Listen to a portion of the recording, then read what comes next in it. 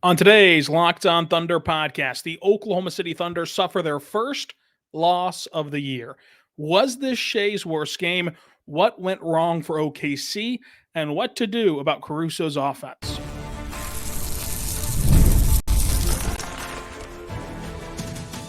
You are Locked On Thunder, your daily Oklahoma City Thunder podcast. Part of the Locked On Podcast Network, your team every day. Let's get it going on the Locked On Thunder podcast on the Locked On Podcast Network, your team every day. I am your host, media member, and beat writer for Thunder on SI, Rylan Styles. Follow me on Twitter at Rylan_Styles. Follow the show on Twitter at LOThunderPod. Email the show, LOThunderPod@gmail.com. On today's show, brought to you by FanDuel, we're diving into the Thunder's first loss of the season. What went wrong for Oklahoma City in this gritty game against the Denver Nuggets? JDub comes to life offensively. Shai has a forgettable game in the turnover category, and Caruso was not there offensively. What's going on with him this season? We'll talk about all that and more. But you can start this season with a big return at FanDuel. New customers can place a $5 bet and get started with $150 in bonus bets if you win your first $5 bet at FanDuel.com to get started. So the Thunder come into this game. They are 7-0. Denver's banged up. No Jamal Murray, no Aaron Gordon. Denver, has not been particularly great this season in the landscape of their games. Even their record, a game above 500, those wins came close to some pretty bad teams like Toronto, like Brooklyn, and the Thunder had already beaten the Nuggets 2 weeks ago in a blowout season opening win. So things were riding high for Oklahoma City. The line was 7 points. That looked good for the Thunder as favorites. They got up by 13 points, but ultimately they lose the game 124-122. So how did it happen? That first loss of the year, even though everybody knows it's inevitable, even though everybody knows that the Thunder nor any team will go 82-0, that first loss of the year tends to hit the fan base the hardest. You can go look at Twitter, especially. I'm sure the YouTube comments are already firing up with over-exaggerated hot takes. But in this game, why the Thunder loss was pretty simple. Denver was flat out the more physical team. Denver was flat out the more aggressive team. Denver was flat out the more desperate team. Denver was flat out the team that executed the best. And in that execution, Denver was the best team in response tonight, which is atypical from what this Thunder season has been. The Thunder are the teams that goes on these avalanche-like runs. The Thunder is the team that responds to a slow start. The Thunder is the team who plays more physically than you, plays more aggressively than you, is more desperate for a loose ball than you, takes care of the basketball better than you. But tonight it was Denver, and it all came down to a critical moment. Denver got down 13 points when they called the timeout in the third quarter, and they were looking to stave off that potential avalanche from Oklahoma City. And out of the timeout, Michael Porter Jr. hits a three. It's down to 10. That sparks a comeback. That was the difference of who won, who responded better. And in the first counter punch that Denver was able to throw, the Thunder did not respond. The Thunder had a 16-point lead in this game. Denver grew their lead to 8 points at one point. 7 lead changes, 9 ties. The Thunder lose 124-121. Denver won on the rebounding battle 66-51. Denver had 17 turnovers to OKC's 14. Points in the paint was 50-50. OKC won second chance points 18-15. OKC won fast break points 26-21. Denver shot 47% from the floor, 42% from three, and 72% at the line. OKC shot 44% from the floor, 40% from three, and 78% at the line, but had less free throws. Russell Westbrook absolutely turned back the clock. 29 points, 6 boards, 6 assists, a steal, only 4 turnovers, and 3 for 4 from beyond the arc. Jokic had 23 points, 19 rebounds, 16 assists. It was a quiet night from Chet offensively. Shai had 8 turnovers. JDub was excellent. So only one of your 3 stars in a star-driven league, really performed to their standard or better. And on the flip side, Denver got an outlier game from Westbrook, and they got that 23-point triple-double, nearly a 20-20 triple-double from Jokic. On top of what we addressed at the top of the show, the response was great. The physicality was great. And I know that your initial knee-jerk reaction will be to look at the free throw disparity and look at the fouls that were racked up in this game. This was by far the most whistles that blew in any contest for the Thunder this season. And your initial response will be to blame the officiating. I thought that ultimately, because Denver was the more aggressive team, they got some of the benefit of the whistle, but by the same token, I thought this was a pretty good officiated game. This is a really tough group to officiate, because you feel like you could call a foul on every single Shai drive. You feel like you could call a foul on every single Jokic post up, but you can't do that. Like, you can't blow the whistle every single time, especially with the Thunder, who are going to swarm Jokic in the post. I mean, you could call a foul on the Thunder for something nearly every time that they swarm Jokic down there, but they didn't, because it's just like holding in football. You could call holding at the line of scrimmage every single play, but realistically, you can't, though. I thought the officials were pretty good in this game. I thought the officials really tried to stick to the game plan for the season, the point of emphasis for the season, which has been to be and allow teams to be more physical, as they stated after the All-Star break last season. I think what gets tricky for fans and why it might feel that way, while it might feel a bit jaded, would be because not every crew tries to implement that memo, and you go night to night, never really knowing what to expect on that front. But ultimately, you get a quiet night from Chet offensively. You get 8 Shai turnovers. The Thunder were nowhere near their standard defensively, which is shocking, not only because they've been historically great defensively, but to give up 124 points in regulation to this Denver team without Murray, without Gordon, who can really help out in various ways. So, of course, with Gordon as a cutter and a lob threat, Murray can do some things on the ball, obviously. That was stunning. And you didn't get what you needed from 2 of your 3 stars, and you still had a shot to go to overtime, ball in your hands, down 2 with 13 seconds left. Like, the Thunder, we can pile on them this entire show, and I'm sure that's what many of you are hoping for, and that's what many of you will do in the comment section. Pile on this team. How did you lose this game? What I think, even in this outlier loss, because we're going to go down the list of bad things that happen and how likely they are to happen again, what I think, should still encourage how good this Thunder team is that you can pick apart this team and game to shreds tonight, and the ball didn't go in on a Shai drive to go to overtime, and you didn't get that chance to tie the game up.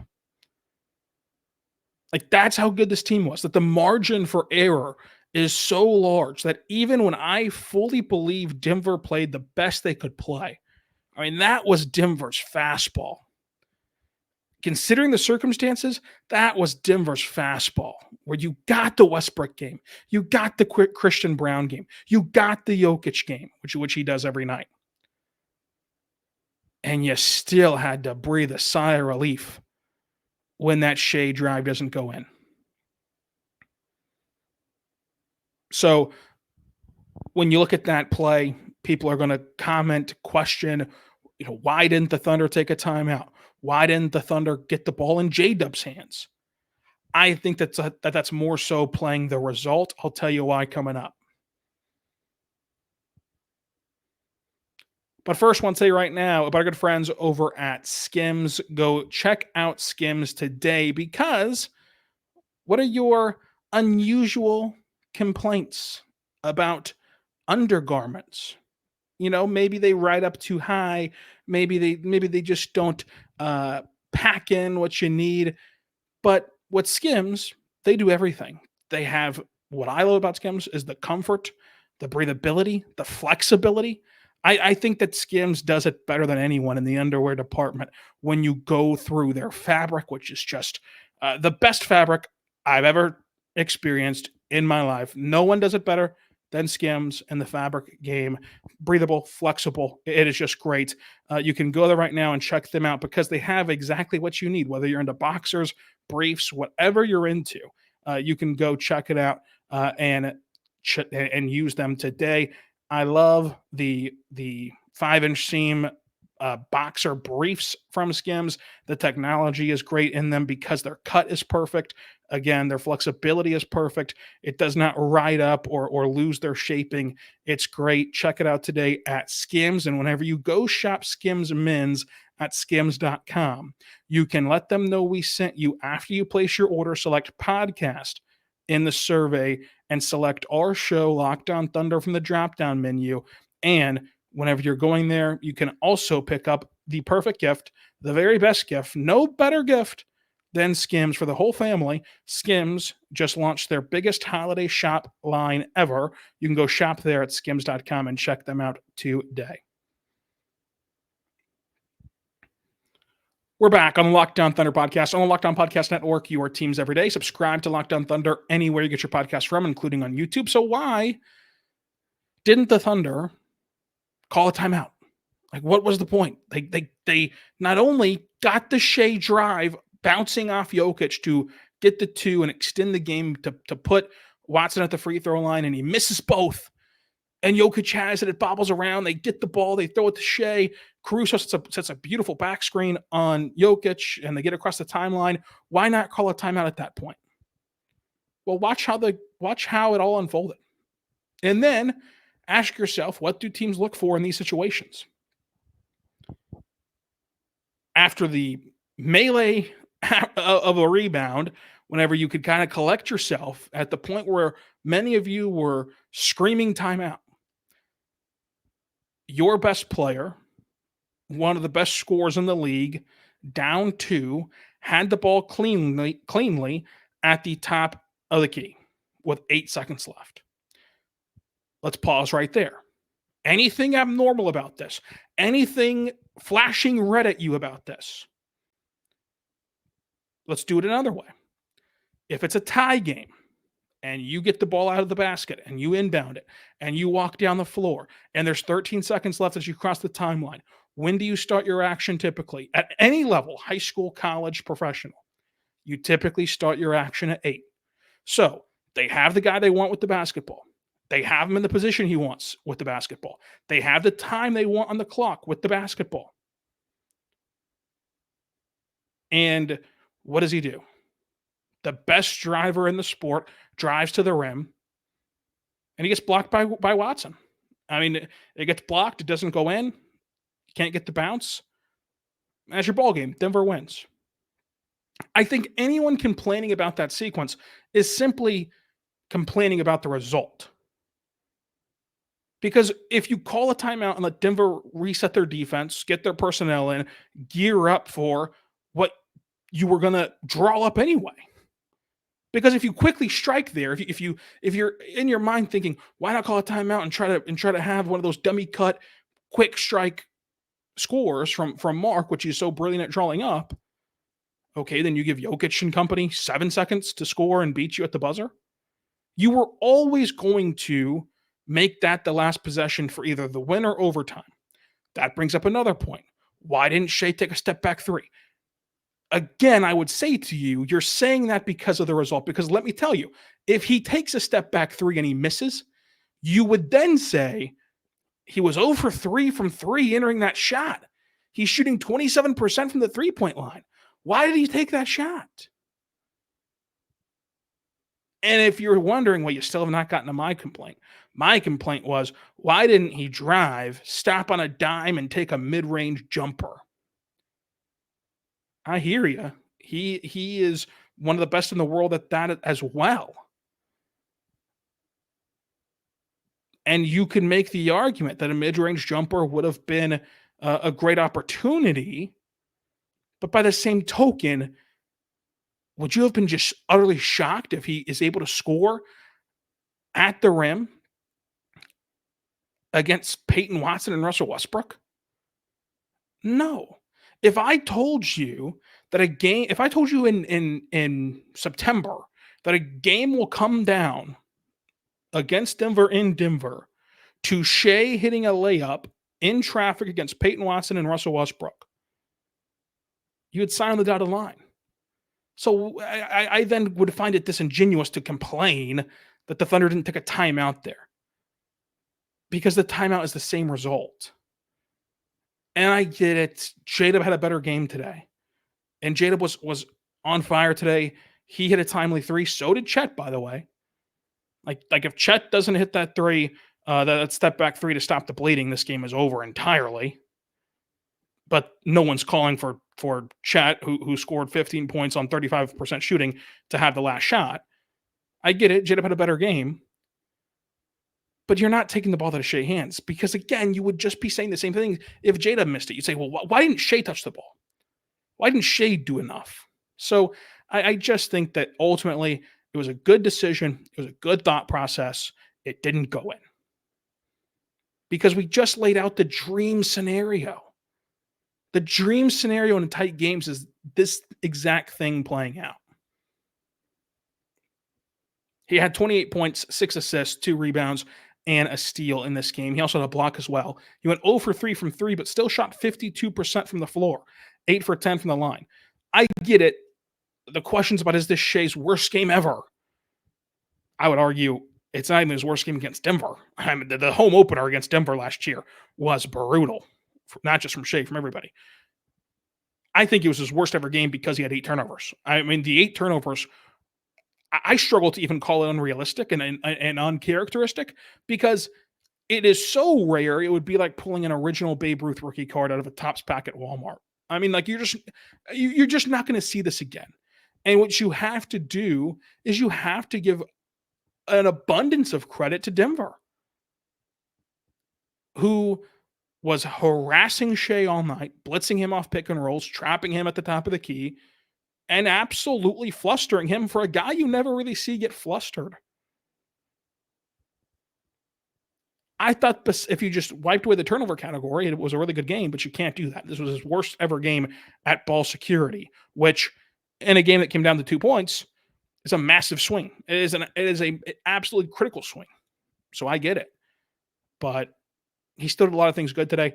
I think his and one was special, because what you're seeing is defenses respecting Shai's three just out of sheer volume. The percentages are not there. But despite that, you routinely now are seeing teams close out on Shai's threes hard because of the threat he'll take them.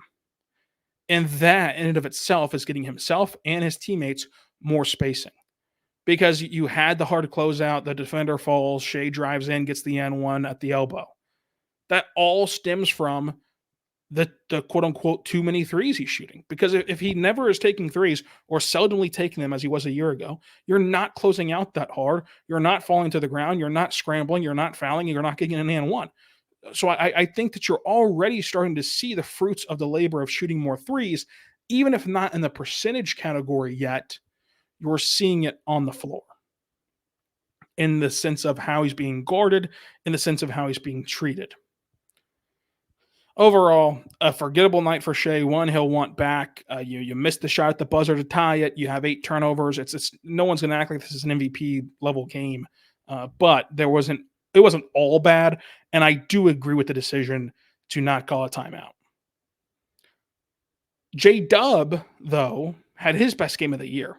29 points, 10 boards, 9 assists, 3 steals, only 1 turnover, a +3, 4 for 8 from 3. So many timely threes throughout this game, but especially whenever he hit that 3, his last 3, which is the only reason why the game extended. I mean, he extended the game fully by knocking down that kick-out 3, 55% from the floor.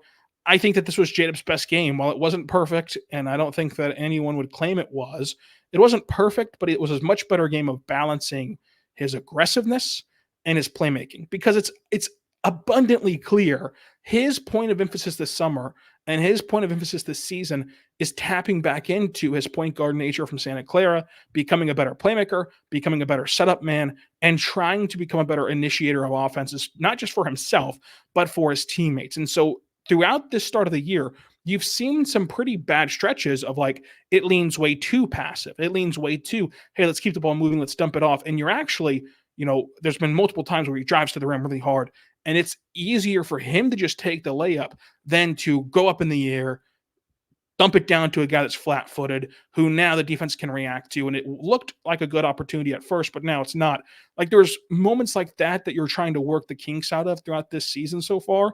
But tonight, the balance, while not perfect, was way better of when do I just take it over as a score and when do I try to hunt for my teammates. I think that last year the balance was just go, go, go as a score, which is why he got the reputation of fourth quarter JDub, start of the second quarter JDub, where you knew he was going to score in bunches during that stretch without Shai. Now you're seeing him try to do both of how do I score in bursts? How do I play make? How do I set my teammates? That's going to be a work in progress all year. Tonight, it was the best version of it we've seen so far. And whenever you get players this talented and players this good, the old adage is sometimes you need to see one go in. Sometimes you need to see one complete game go down in the stat book, and it can really spark things for a massive stretch. So I thought JDub was excellent tonight. Coming up, let's talk Chet. Let's talk Caruso. Let's talk this Thunder loss. But first, I want to say right now, our good friends over at FanDuel, go check out FanDuel today because you can get ready to tackle this week of NFL action at FanDuel, America's #1 sports book. Because right now, new customers can bet $5 and get $150 in bonus bets if you win. It's the FanDuel Sportsbook app. It gives you everything you need to live bet on the NFL all in one place. And you can also bet on the NBA there. So if you have a hunch in the middle of the game, or you just want to get ahead for this weekend's action and see if you can kind of jump a line or something, go to FanDuel.com to join today. When you do, you're going to get $150 in bonus bets if you win your first $5 bet at FanDuel.com. And again, it's not just the NFL. If you're only into basketball, they also have NBA lines for you, which you can go to and check out on Thursday. You have Minnesota going to Chicago. Minnesota 8-point favorites on the road. You have San Antonio hosting Portland. San Antonio 4.5-point favorites, and Milwaukee hosting the Jazz. The Jazz 9-point favorites at home. Go check that out today at FanDuel.com. We're back on the Locked On Thunder podcast, on the Locked On Podcast Network, your teams every day. Chet Holmgren, another forgettable offensive game, quiet offensive game. I thought it was impressive the way that he handled himself in the foul call. I mean, he gave away a frustration foul in the first quarter, picked up another foul in short order on Jokic defensively, and in total ends the game with only three personal fouls. So that was really good from him. I really like the strategy that Mark had of benching him with 35 seconds left of the third quarter. And when you do that, it was at the free throw line for Denver shooting free throws. You take him out and you can almost steal rest that way for a team down their front court. There's literally not a backup center on this roster. You're having to play Usman Jang there. You're having to patchwork JDub, Caruso, AJ Mitchell being the low man. Like you're having to patchwork things together down there without Chet. He's playing the best center in the world for the second time in 3 weeks. Like to take him out for 35 seconds was a brilliant idea whenever you only had to defend Jokic one more time in that quarter. You got the stop conveniently enough. And then you get the whole quarter break, the whole quarter stoppage. You were able to have him on the bench as well.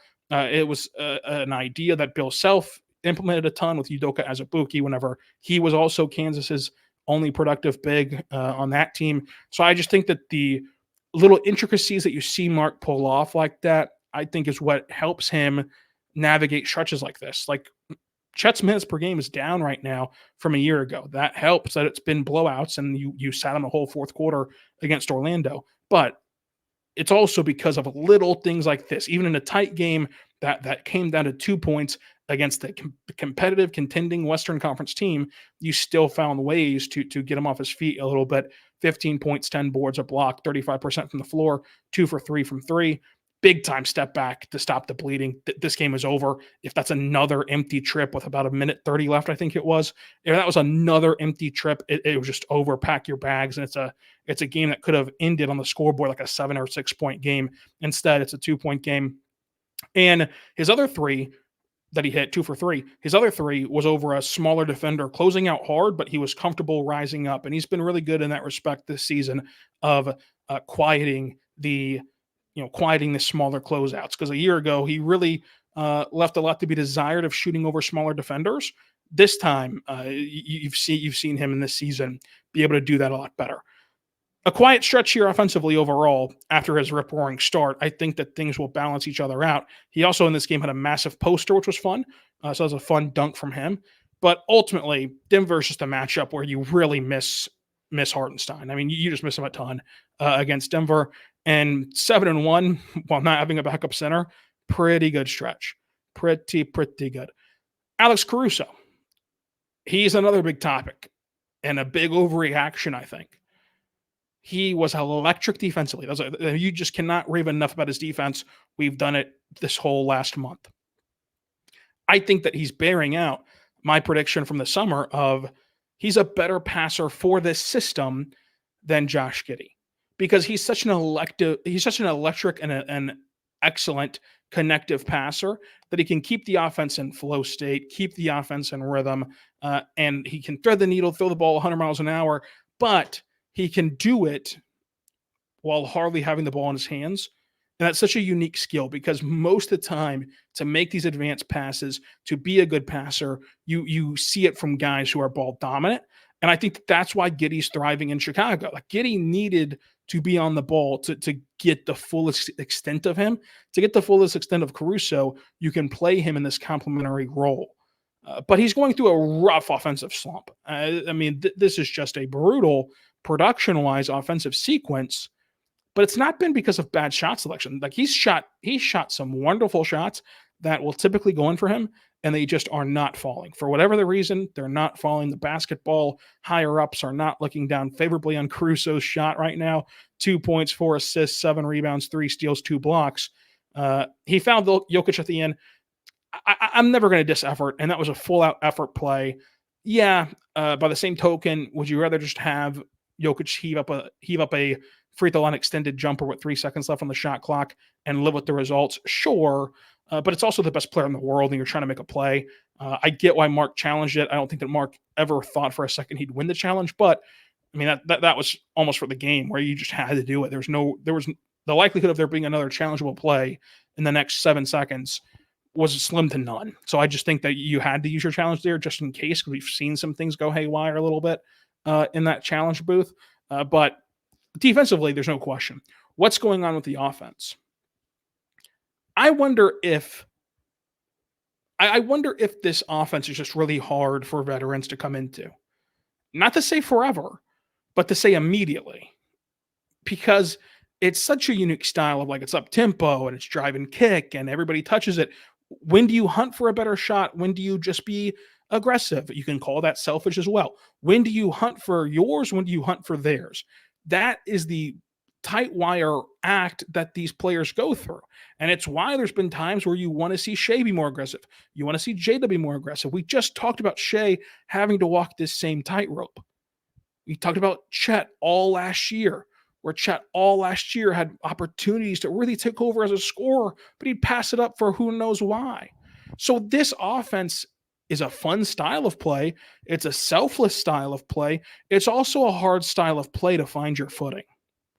And that's where you saw Hayward struggle, where Hayward looked to be at times pouting and just refusing to shoot.